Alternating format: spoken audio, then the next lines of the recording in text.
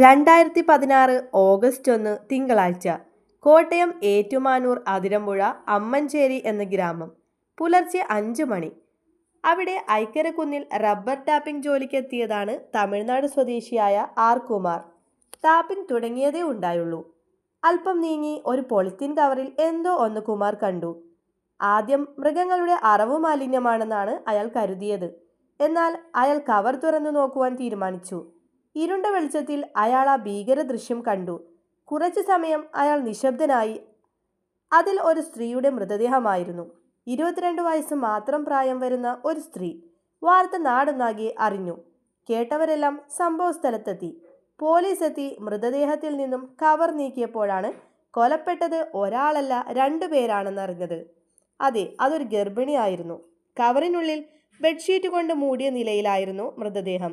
മുഖത്ത് കരുവാളിച്ച പാടുകൾ, മൂക്കിൽ നിന്നും രക്തം വാർന്നൊഴുകിയതിൻ്റെ പാടുകളും. പോസ്റ്റ്മോർട്ടത്തിലൂടെ അവർ 7 മാസം ഗർഭിണിയാണെന്ന് തെളിഞ്ഞു. പോലീസ് അന്വേഷണം ആരംഭിച്ചു. ആ പരിസരത്തുള്ള വീടുകളിലെല്ലാം ആ സ്ത്രീയെപ്പറ്റി അന്വേഷിച്ചു. എന്നാൽ അവരാരും ഈ സ്ത്രീയെ ഇതിനു മുൻപ് കണ്ടിട്ടില്ലായിരുന്നു. അയൽ ജില്ലകളിലേക്ക് അന്വേഷണം വ്യാപിപ്പിച്ചു. ഇതിൻ്റെ ഇടയിൽ കാണാതായി വരുന്ന ബന്ധുക്കൾ മൃതദേഹം തിരിച്ചറിയുവാനായി വന്നു. പക്ഷേ ഫലമുണ്ടായില്ല. മൃതദേഹം കിടന്ന പ്രദേശത്തെ മൊബൈൽ ടവറും CCTVയും കേന്ദ്രീകരിച്ചുള്ള അന്വേഷണം ആരംഭിച്ചു. പക്ഷേ സംശയാസ്പദമായ ഒന്നും കണ്ടെത്താനായില്ല. ആ സ്ത്രീ മരണപ്പെട്ടത് സംഭവ സ്ഥലത്ത് വെച്ചല്ല. കൊല നടത്തിയ ശേഷം അവിടെ കൊണ്ടുവന്ന് ഉപേക്ഷിച്ചതാണ്.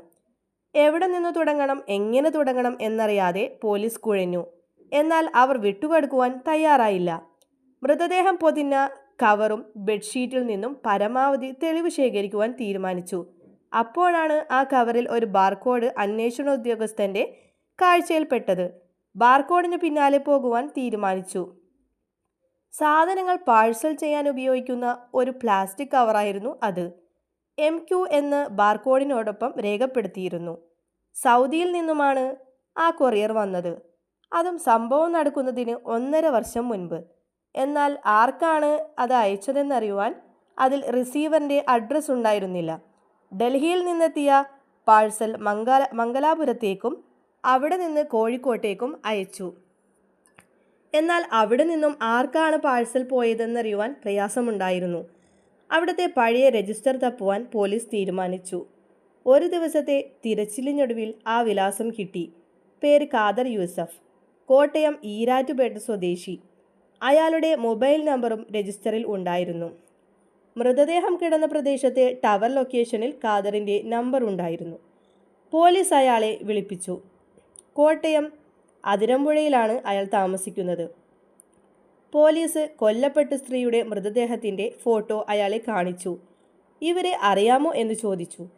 എന്നാൽ അയാൾ ഫോട്ടോ കണ്ടതും ഇത് അശ്വതിയല്ലേ എന്ന് പോലീസിനോട് ചോദിച്ചു. പോലീസ് അയാളെ കസ്റ്റഡിയിലെടുത്ത് ചോദ്യം ചെയ്യാൻ ആരംഭിച്ചു. തുടർന്ന് ഐക്കരക്കുന്നിലെ ടവർ പരിധിയിൽ തൻ്റെ നമ്പർ വന്നതെങ്ങനെയെന്ന് ചോദ്യത്തിനു മുൻപിൽ അയാൾ പതറി. പിന്നീട് പോലീസ് അയാളുടെ വീട് പരിശോധിക്കുവാനായി എത്തി. വീട് പൂട്ടിയിട്ടതിനാൽ വാതിൽ പൊളിച്ച് പോലീസ് അകത്തു കയറി. വീടിൻ്റെ അകം മുഴുവൻ കഴുകി വൃത്തിയാക്കിയിരുന്നു. അപ്പോഴാണ് ഒരു മുറിയിലെ ബെഡ്ഷീറ്റ് മിസ്സിംഗ് ആണെന്ന് പോലീസിൻ്റെ ശ്രദ്ധയിൽപ്പെട്ടത്. അവസാനം എല്ലാം തുറന്നു പറയുവാൻ അയാൾ തീരുമാനിച്ചു. കോട്ടയം അതിരമ്പുഴയിലാണ് മാതാപിതാക്കളോടൊപ്പം അശ്വതി എന്ന 20കാരി താമസിച്ചിരുന്നത്. ഇവരുടെ തൊട്ടടുത്ത വീട്ടിലായിരുന്നു ഖാദർ താമസിച്ചിരുന്നത്. കുറച്ചു നാൾക്ക് മുമ്പ് ഗൾഫിൽ ജോലി ചെയ്യുന്ന ഭാര്യയോടൊപ്പമാണ് ഖാദർ താമസിച്ചിരുന്നത്. എന്നാൽ അതിനുശേഷം നാട്ടിൽ സർജിക്കൽ ഉപകരണങ്ങളുടെ കടയിൽ ജോലിക്ക് കയറി. അശ്വതിയുടെ വീട്ടുകാരുമായി നല്ല അടുപ്പത്തിലായിരുന്നു ഖാദർ. അശ്വതിയുടെ അച്ഛനുമായി ചേർന്ന് ഖാദർ മദ്യപിക്കുമായിരുന്നു. മിക്ക ദിവസവും ഭക്ഷണം കഴിക്കുവാനും ഇവിടെ എത്തുമായിരുന്നു. ഇതിൻ്റെ ഇടയിൽ ഇയാൾ അശ്വതിയുമായി പ്രണയത്തിലാവുന്നു. ഇരുവരും നിത്യവും കണ്ട് സംസാരിക്കുമായിരുന്നു. ഇതിനിടയിൽ ഒരു ദിവസം അശ്വതി ഒരു ബന്ധുവീട്ടിലേക്ക് താമസം മാറ്റി. തയ്യൽ അറിയാവുന്ന അശ്വതി അവിടെ ഒരു തയ്യൽ കടയിൽ ജോലിക്കും കയറി. അങ്ങനെ അശ്വതിയെ ഒരു ദിവസം കാണാതായി. വീട്ടുകാർ ഒരുപാട് അന്വേഷിച്ചെങ്കിലും കണ്ടെത്താനായില്ല.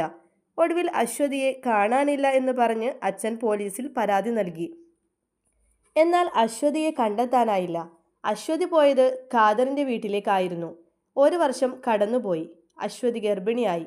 ഗർഭഛിദ്രം ചെയ്യാൻ ഖാദർ പറഞ്ഞെങ്കിലും അശ്വതി തയ്യാറായില്ല.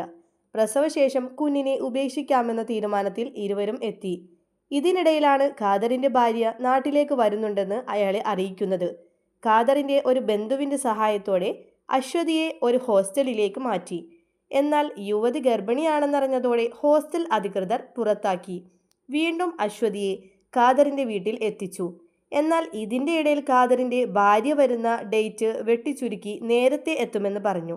എന്നാൽ 3 മാസം മുൻപ് നാട്ടിലെത്തിയ ഖാദറിന്റെ ഭാര്യ അശ്വതിയുമായുള്ള ബന്ധമറിഞ്ഞ് ഇനി ഇത് തുടരരുതെന്ന് താക്കീത് നൽകിയിട്ടാണ് തിരികെ പോയത്.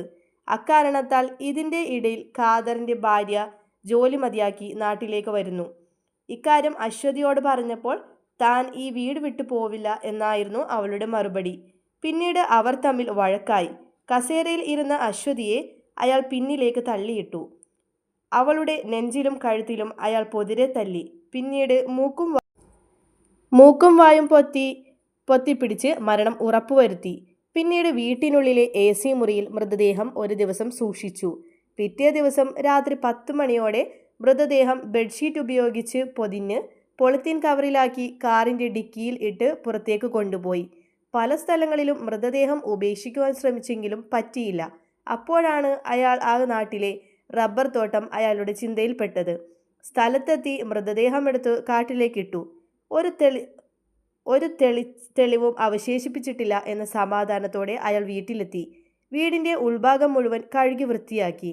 കാറിന്റെ ഡിക്കിയിലും വീട്ടിലുണ്ടായ രക്തപ്പാടുകളും പരിശോധിച്ചപ്പോൾ അത് അശ്വതിയുടേതാണെന്ന് ഉറപ്പിച്ചു. അയാൾ ഒരിക്കലും കരുതി കാണില്ല ഒരു ബാർകോഡിന്റെ പേരിൽ പോലീസ് തന്നെ അന്വേഷിച്ചു വരുമെന്ന്.